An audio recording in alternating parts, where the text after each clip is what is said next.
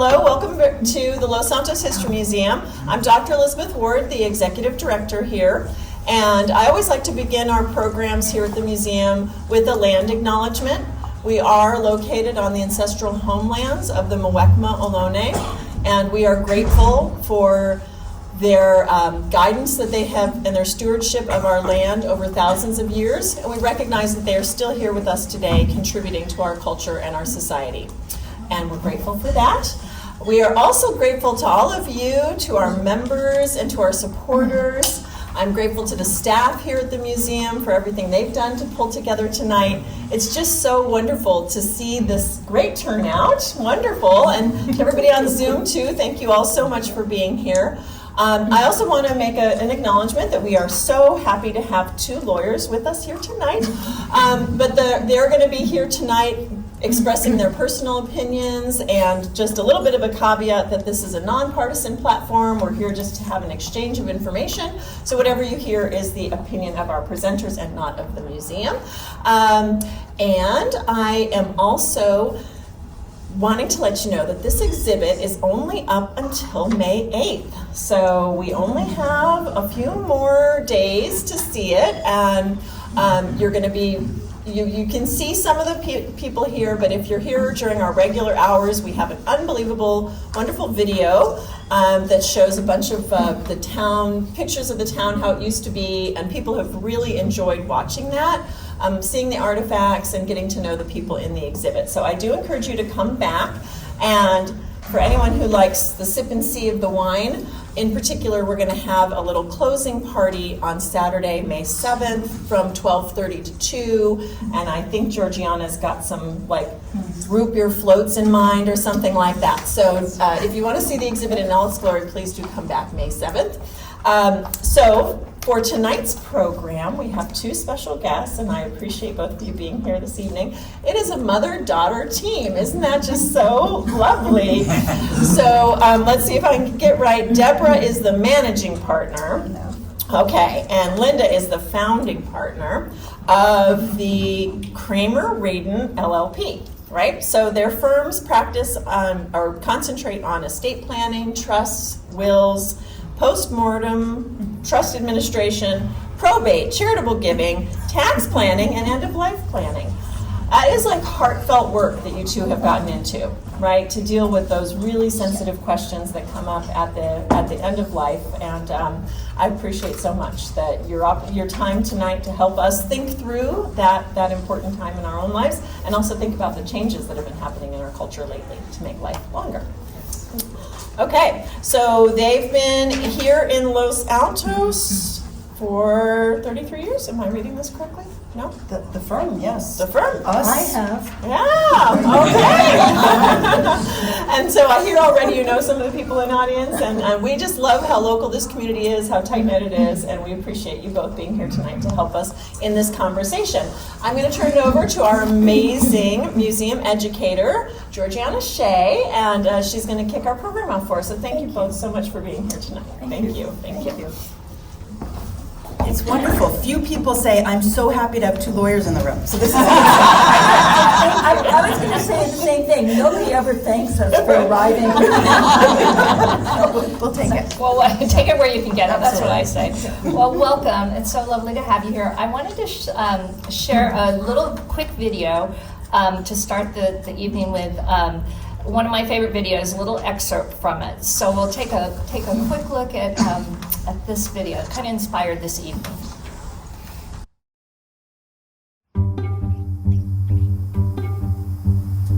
Do I feel my age?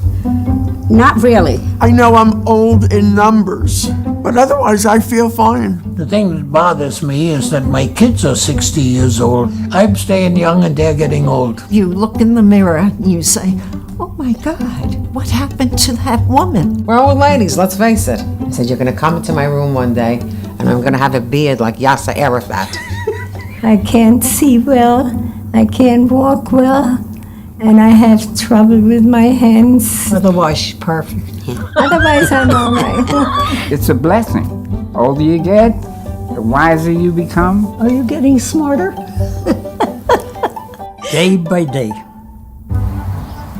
For me, the best part of getting older is losing inhibitions. I don't care what anybody I don't thinks. care. I don't care either, to tell you the It's truth. their problem, not mine. You get away with stuff. What you see is what you get. That's it. Take it or leave That's it. That's it. it. That's Thank the you. bottom line. Don't bother me. I'll act silly, If you don't like it, keep on walking. That's all. Don't go through the door yeah, right. and don't come back. and I'll get away with it. Keep on moving. Keep on going and going and going. Time to move on. Tell that person not to come here anymore.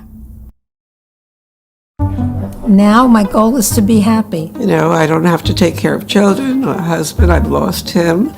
And so now I can decide, what do I enjoy? What have I really, truly enjoyed? And I would like to dye my hair purple.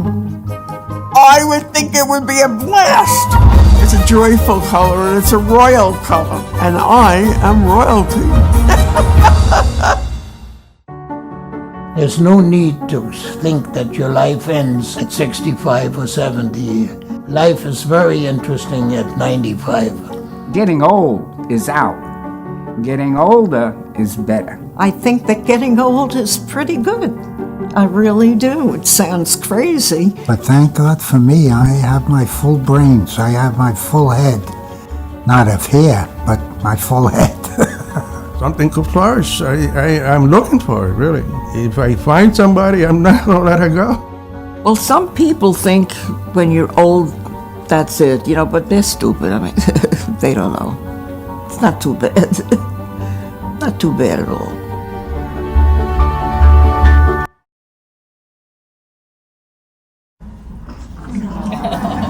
So I love that video because I think we hear many, many times how bad it is to get older, but there are a lot of benefits to getting older. And so hopefully that's really what this whole show was about, that people are, I love what he said also, we're not getting old, we're getting older, right? It's beautiful. So one of the things we really wanted to talk about this evening, and I'm so glad we have you both here, and congratulations, Linda just retired after how many years? 33 years of practicing. That was the third career. Linda has a fascinating background that we could talk probably 3 hours about, but yes, but I love that video, and I love that you're retiring and kind of moving on to a new stage in life. And you know, one of the things that this world has done so well is everybody's living longer.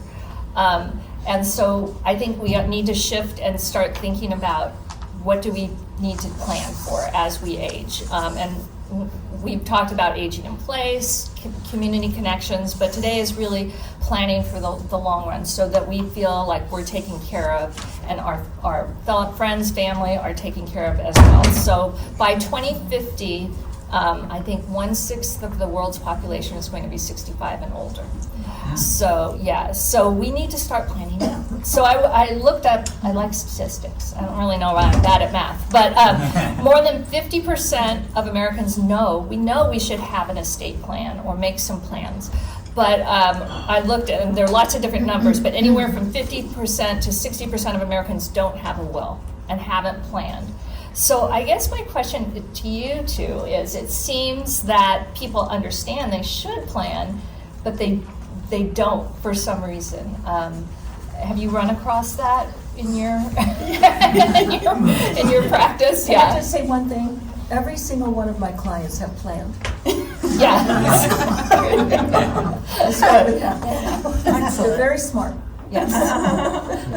I think, I mean, there's so many layers to that, Georgie. I think it's not a fun topic. I'm impressed how many people are here today is a testament to Los Altos and to our community and to family and friends who understand that. But it's not a fun topic on a gorgeous day. It's always on the list, but it tends to go down that list.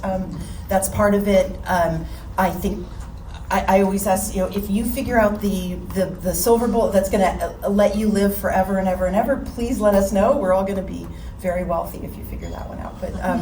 But I think it's hard to talk about and think about is part of it. That is part of it. And people tend to go through different stages. I know that when we have our first child, we're thinking about who's going to take care of our children if God forbid something happens to me, who's going to take care of my children? And then as we get older, we think about, well, who's going to take care of me if something happens to me? And so it's a process. It's not, and there's no one particular silver bullet for any. Everybody's different, and everybody has different issues, and people have different people. Or I know since I've retired, I've always been charitably inclined, but I've become more active in my community, in charities, and charitable organizations. And that's become a more important part of my life now. I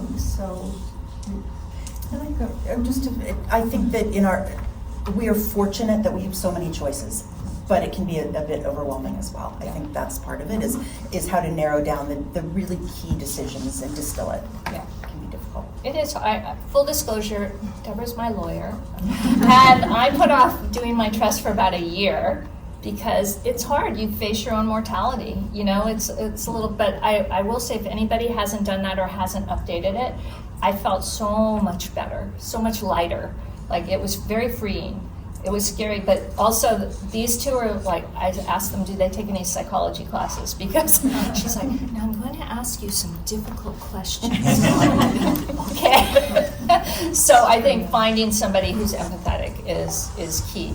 One of the things, somebody was walking by the other day, and I was, I'm always out there, you should come to our program on Thursday. And they said, oh, well, trusts are just for old people. And I'm like, no, you should come to this. So, because I learned a lot from the two of you about, it's not, trusts and estate planning and all of that is not just for older people. Sure, true, it's not. As I said, well, first of all, I have 8 grandchildren, and as soon as each one of them turned 18, one of the first things we did, and I probably concentrate on this more than most other attorneys, is they all got an advanced health care directive. Because at 18, you probably know, if your kid is in the hospital or sees is in college and has an accident, sees the nurse, you can't talk to anybody. And so an advanced health care directive is part of an estate plan. And so at 18, they should have an advanced health care directive. So it's not, certainly anybody who owns a home needs a trust in California. But other than that. Sure. Where was I going with this? Every plan, everybody's unique, as you said. Everybody has their own situation and circumstances. I always turn it on, if I'm making my own decisions and I decide I'm going to take Tylenol or Motrin or go to sleep and get more sleep or go to the doctor because my knee hurts, I get to make those decisions. If I cannot, I want to make sure that I've made the decision, not somebody else who is going to do that for me. Who would I trust? And so that's the control that I think you have the opportunity to keep by planning. Yeah. I think people feel like it does give you a sense of control, and that you have taken the reins and you know what's going on. I heard a lot of oohs. Did you know that people 18, starting in 18? Well, you're a smart crowd. I never thought of that, but I was like, oh yeah, they should, now that I thought about it, but yeah, for sure. So, just like me, people procrastinate. So I was wondering why they procrastinated about this issue, and I saw like 57% of them hadn't gotten around to it. Who's used that excuse? That would be me. 22% felt it wasn't urgent. There was no urgency, and 17% thought they didn't need a will. So kind of interesting numbers, but so can you give me some reasons why, kind of just talk to those excuses, perhaps? All right, what was the second one? So the second one was they felt it wasn't urgent. So they weren't old enough, or they didn't need one. Yeah. So, go ahead. We talk over each other all the time. Sorry. We might as well be at our dinner table. Right. So it's not urgent. The last thing you want to do is think about this when there's an emergency. That's when you want to have everything in place. I mean, don't we want to have our savings in a bank, and we want to have Our dog, if I go on vacation, I want to make sure somebody's going to take care of my dog. I would think that I'm not going to wait till that crisis comes up and then I'm going to start planning. I want to plan, like Deborah said, I want to plan ahead of time. I want to choose who's going to be there for me. I want to decide what kind of medical care I want if I can't figure that out on my own. I want to decide where I'm going to. I want to at least tell someone where I would like to live if I can't live on my own. And you don't do that when you have a stroke. You just can't make those decisions at that moment, and you have to plan ahead. Planning ahead is, and I've said this so many times, is a gift to the people you love, because they will be comforted by knowing, oh, Mom has this all in place, and we don't have to. We know where things are, and we know what she wants, and it takes a whole lot of stress out of the whole equation. So. And to the point of I don't need a will, that might be accurate.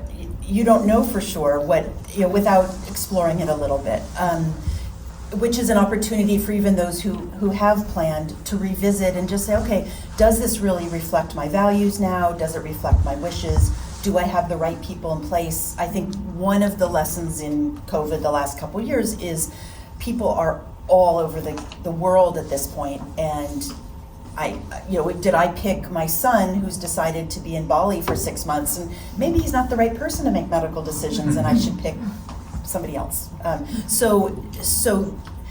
Or a healthcare directive that one person says this is what's important may not resonate with another person, and they may need a different kind of healthcare directive or a different document or a will or a trust, or you don't know for sure. I think when I was speaking with you before about you talking about this is an excellent time for self-reflection, to really think about what's important. You've been saying your values, charitable giving, perhaps. Who's going to, get your assets or your dog or your. It is a time for you to tackle those tough questions. And watching the video, having the moments to self-reflect, and what a wonderful gift to yourself, besides to your children or your heirs or your community. But it also is an opportunity if you want to pass on a legacy or values. It's a way to communicate those values. A good estate planning. And I think something struck me, because just that day, somebody on our education committee was saying, "Oh, I'm giving all my dishware away because my daughter doesn't want it." Yeah. And you had said before. So they may say that in the moment. I hear it all the time. Nobody wants it. They don't have room. It doesn't match what they have. They're mid-century modern. And when you are gone, those dishes that were used for every Thanksgiving dinner matter, and people will find a way to store them in their closets because they remember. It brings back those memories. Or I would think what you don't want is years and years ago, I had two sisters who stopped speaking to each other because they were fighting over one rocking chair that they remember. Their parents would read stories to them, and it breaks my heart. And as a mother, I've told my children, you better not fight over anything. But so why not give them that opportunity to plan? To give them some direction now while you can. It matters. So think twice before you give your dishes away. No, I think it is, we get to a point we want to, everybody's talking about downsizing and things, but I think it does, you see the other side of that. Yeah, and I have another funny anecdote. I had one client who, before she died, put little yellow Post-its on every single thing in the house with somebody's name, and then during the wake, somebody came in and switched. So that doesn't work. So you need to probably think a little deeper about that.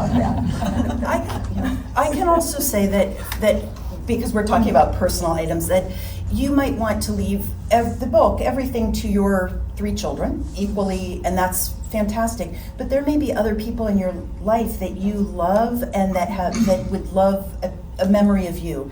And directing where these items go is a wonderful way. I can say, for example, when a son-in-law is acknowledged by something, or a daughter-in-law is acknowledged by something, or grandchildren, one loves the stamp collections, and that was something that he enjoyed doing with his grandfather. If grandfather directs, that's going to go to you. It means that much more. It's more meaningful. Yeah, absolutely. So, I wanted to ask. So you. The other day you gave me some little tips that I thought were interesting about simple things people can do, kind of to prepare. I think one of them was put your name in your helmet, your bike helmet, or do you remember, or in your glove box? That's your name, it's the healthcare directive. Yeah. So that's what people are gonna look for, that's what the paramedics are gonna look for. So a lot of people just put a copy in the glove compartment of their car. I mean, if you're going to have an accident, that's a good place to have it. A lot of people put their documents in their freezer. I think that's fine, you know, but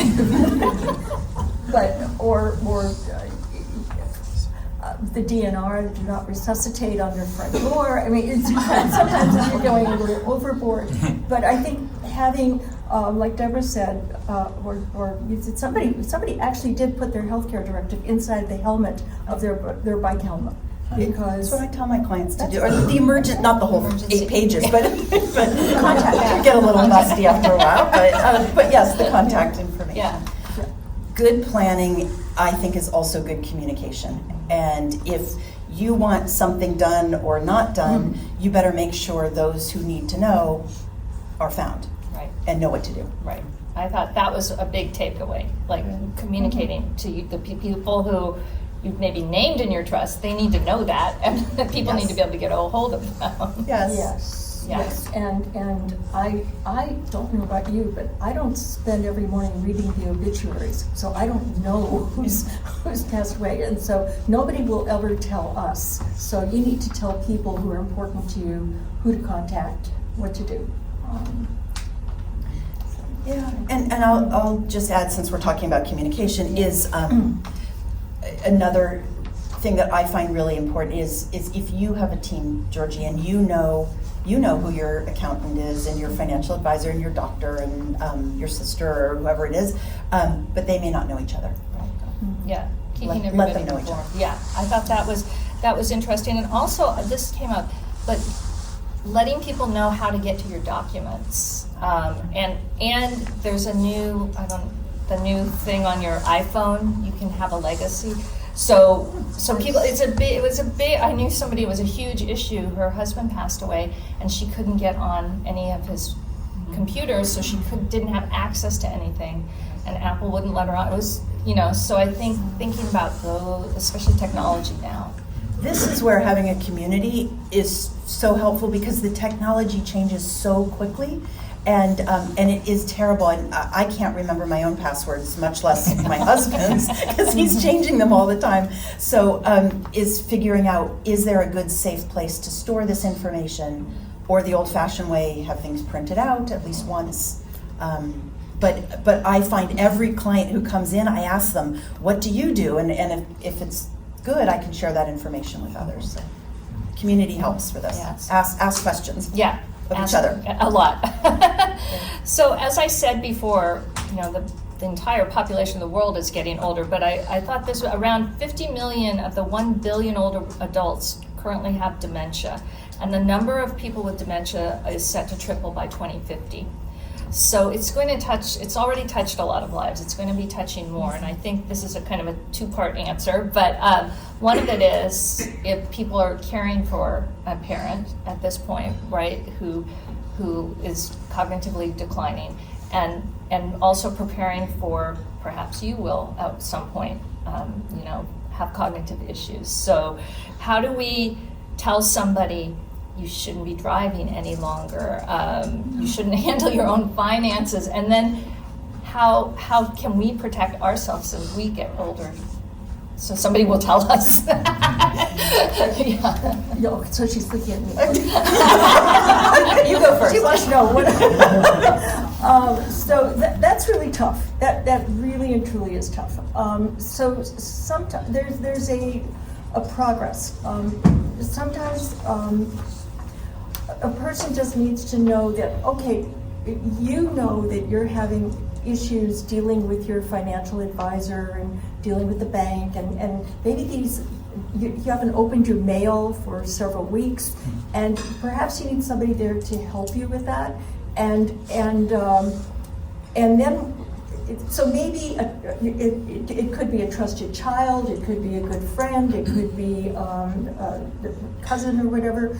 Maybe somebody could be on with you, so you're not on title with, let's say, the co-trustee, so that that person also can access your finances. There's a little bit of a danger there because you really do have to choose your agent well. But you haven't lost complete control. You can watch this person, see how they're handling your things, and you haven't disassociated yourself. You're still there with them on title with the account. So that's one way of handling it. I had a physician who had serious dementia, I thought. By the way, I have a nursing background also. And so one of the things I do when I meet with people, I just don't concentrate on documents. I really want to know, what do you look like? Are you unkempt? Do I get the sense that you need more help than you think you do? So this gentleman was a physician. He was still practicing medicine at Stanford, and he had serious dementia.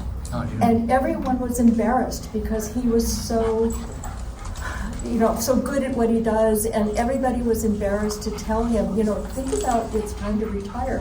And we had conversations about, maybe you should slow down a little bit. And he eventually did, but it took several months. It took other doctors finally having the courage to intercede, and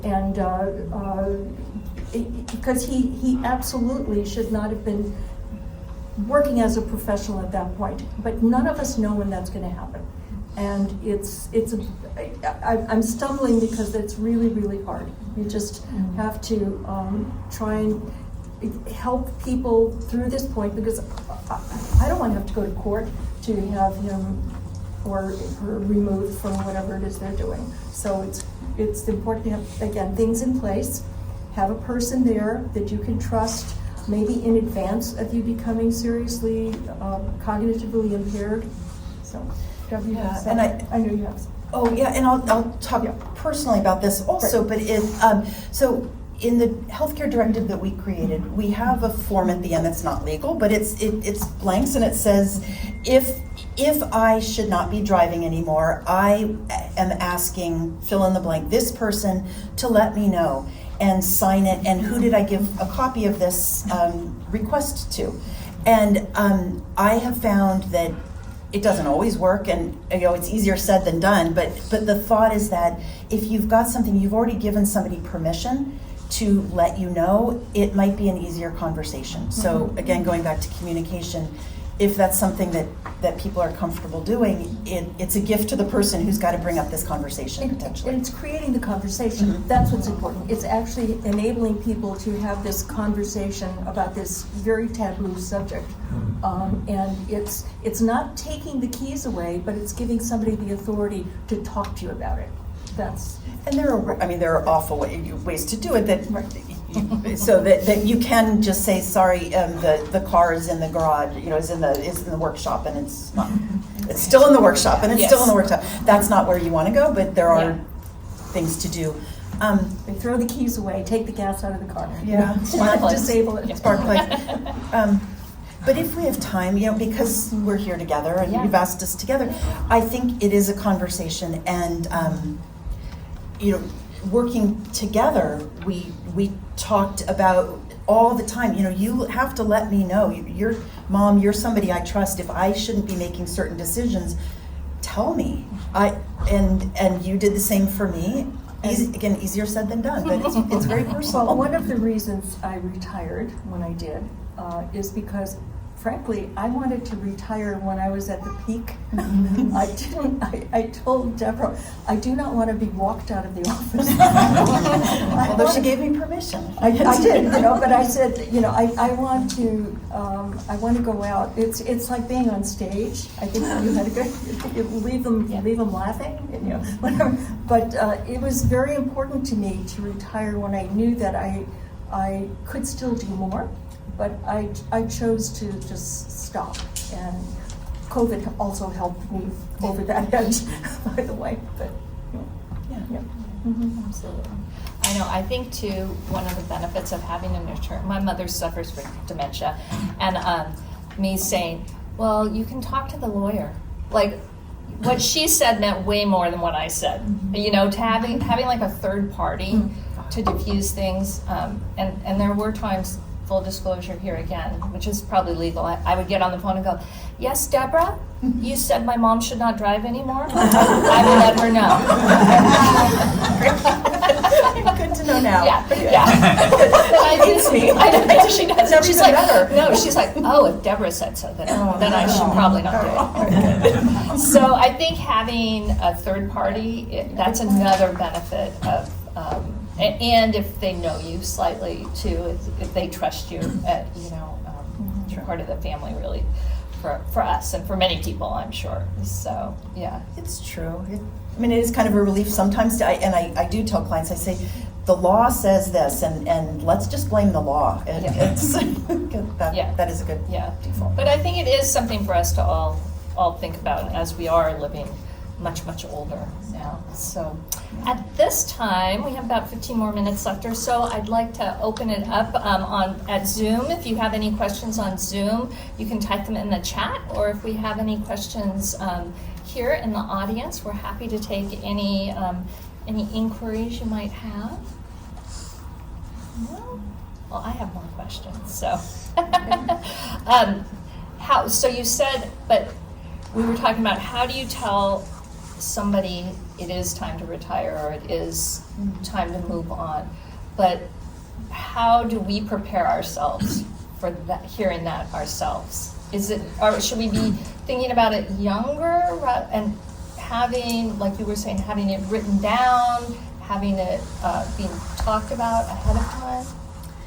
Yeah, I think over your, again, sometimes this is easier said than done, but words of wisdom, if you could look at what gives you joy and know, and what, or the legacy that you've left, whether it's to your community, it's here, or it's to your neighbors or your grandchildren, and am I doing that? And do I want more time now to kind of double down and make sure I have done that?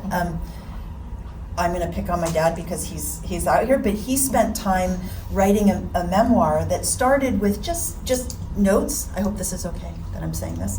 Okay, just notes and emails, and it turned into a book, and it's continued years after the book was published. He continues to do so. He couldn't have done that if he was working full time and had all of these other obligations still. And that's the gift and the legacy that he's leaving for all of us to carry on and increase that impact that he has in a way that so it's that opportunity. Yeah, absolutely. So somebody on Zoom, do many of your clients tell their children what is in the will ahead of time? Is it a good idea? That's a good question. Is it a good idea to discuss it ahead of time? I tell people surprises are terrible. And especially if you're going to say, I want my son to get 60% of my estate, and I want my daughter to get 30%, and I want 10% to go to the Dogs for the Blind. Somebody's going to be offended. And you need to, I think if you have an opportunity to explain that, that's important. I don't want to tell anybody what to do with their estate plan, but I always think during, when my children were little, I don't know about you, but they all had different needs. One needed to have braces, another one needed to go to have special education, another one I don't know what she did. She kept bringing her horse into the house, and but they all had different needs, okay?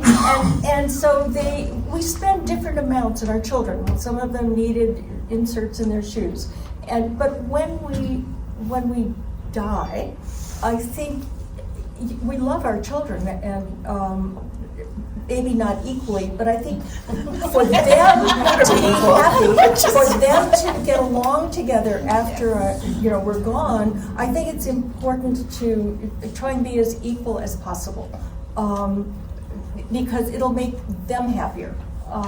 But I'm not saying that that's right for everybody. That's kind of a philosophy I have, to try and keep families together and avoid a lot of angst, which happens a lot. I had a question, and that was, what's the message behind the 60 is the new 40? I guess I can answer that.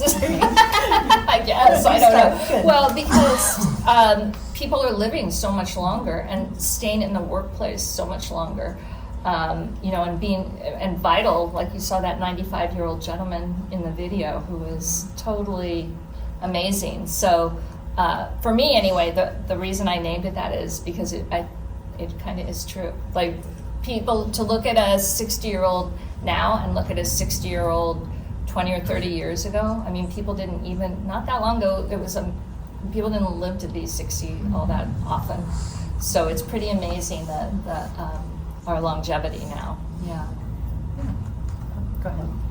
So have you noticed legal changes in response to the fact that people are living longer? Have you noticed any changes to California law codes or estate planning codes? Okay, so interesting question. I suppose, without going into it, our assisted suicide laws have come about lately. They're pretty politically. They were created pretty politically, I think. But again, those are opportunities to talk to your loved ones, those you trust, your physicians. The tax laws have changed for better or for worse. Proposition 19, whatever you think about it, we can move around the state now and bring our property tax base with us more than we could 2 years ago. So that has changed. Let me tell you, when I heard 60 is the new 40, I think that was a very young person. Because I'm thinking 80 is probably the new 40. But that's just me. As far as laws, I think the tax laws have changed significantly. Whether it's the estate tax, we can now be wealthier and leave more to our loved ones, or you can always leave anything you want to a charity, but it's leaving it to people that's always had constraints. So you can leave more now. I don't know how long that law will last, but it's there now. I want to say, so to that point, including nonprofits, charities as part of your planning, I think just the way the tax laws have worked has become more of a conscious choice and not a tax necessity for a lot of people. So I look at it as an opportunity, again, to share your values, express your what you would want, and support not only your children or your nieces and nephews, but your community, because that to me it's important. So I think that has maybe changed. We just have to be more conscious. Yes. Sorry, you mean there's less tax benefits for donating to charities? Not the urgency of the tax benefit as much. Right? When the exemptions are very low for tax for leaving things, then maybe the urgency is kind of front and center. And now not as many people have that concern, the tax concern. It's a choice. I have another question on Zoom, and it's from my sister, so I have to take it. We were talking about kind of power of attorney and these legal, documents you have. When you don't, is it smart to have, so many people are living far apart now. Is it smart to have somebody local that has a POA, or those kinds of things.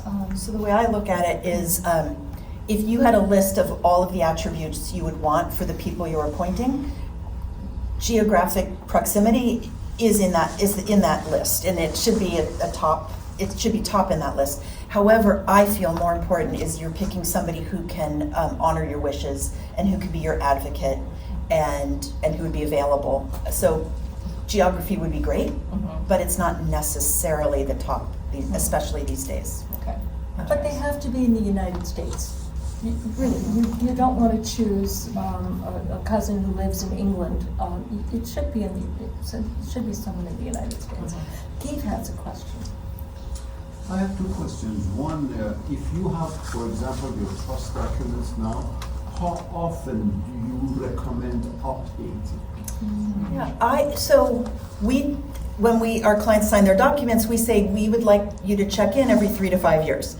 I find that's aspirational. It doesn't always happen. I think certainly revisit them now that you're thinking about it. And do you still have the right people named? Is the tax planning in there appropriate? So when you're thinking about it is an appropriate time. Certainly, if something's changed in your life, if somebody you've picked, is there and can't do it anymore, that would be a reason for sure. But I think about every 5 years, just to reconnect with it is important. Yeah, with somebody. And the second question on that is, what are the expectations as far as the cost goes, generally? Yeah. On a ballpark thing. So I can take that too. So I was going to say it depends on what you want. What you want for sure. I think for us, very, very particular to the law firm, but generally for us, a married couple updating or creating an entire estate plan, everything, is in the $5,000 range. So I would say typical is probably $3,000 to $6,000 seems to cover what most people are doing, but it varies wide, totally depends. And law firms are different, of course. Thank you. Yeah. Questions? I had a question actually for you. Now that, because I talked to Deborah separately about how you've been dealing with your retirement. Oh. So, no, what did she say? No.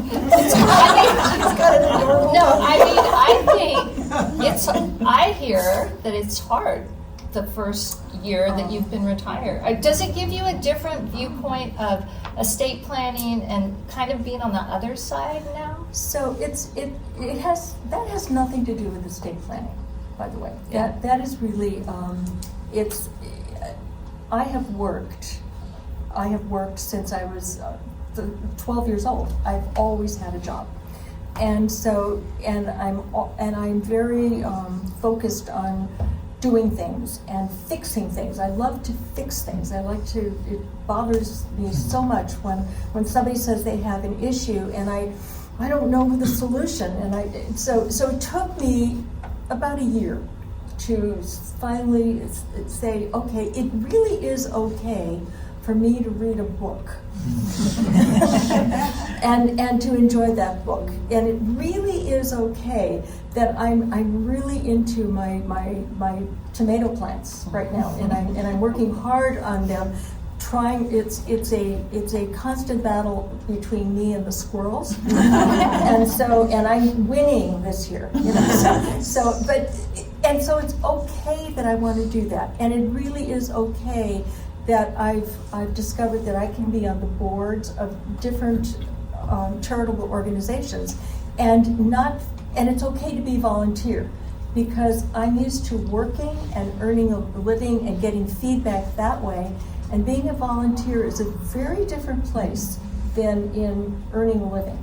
And so it takes about at least a year, I think, to get out of that mindset of having to fix things for other people and having to work. So it's okay. It's fine. It's been an interesting process, and I'm lucky. I'm very lucky that I can retire, and I'm very lucky that I live in a community that supports that, and I'm lucky especially in Los Altos, where everything is accessible, and And I'm going to tout this, going to the library, I've always loved going to the library when I was a kid, and then I didn't have time to go to the library. I can now read books and go to the library, and they have, it's fantastic. One of my goals when I was a kid is to read every single book in my local library. I never reached that goal, but I'm working on it. So, yes. You also got a dog. I'm sorry? You also got a dog. And I also got a dog. Thank you. Yes, we have a question in the back. Neighbor.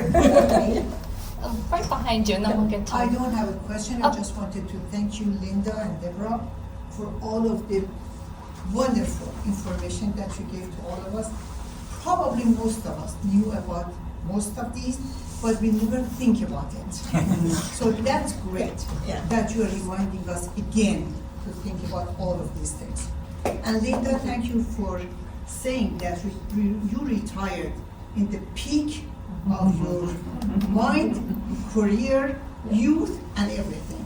Thank you for the youth. I love that. I would also, I'm going to do something I should probably never do, disagree with a lawyer. I would disagree with you about the retirement is a part of estate planning, because I think it does, it makes you start going there. You know, you start having to, like you had said, I want to go out on top. I knew that, right? So just, I think, to what this woman was saying is, anything that makes us think is good. You know, whatever makes us go there. So, yeah, absolutely. Did I see you had a question? Yes. When I picked a financial advisor, I interviewed 4 of them. Is that okay to do with lawyers? Yes, yes. It should. Yes, It should. I mean, absolutely. This is important stuff. I mean, you're not going to,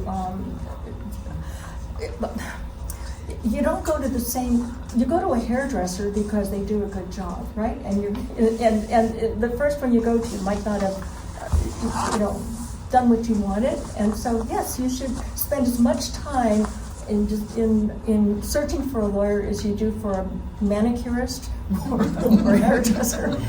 No, it's very important. We all absorb information differently, right, and communicate differently.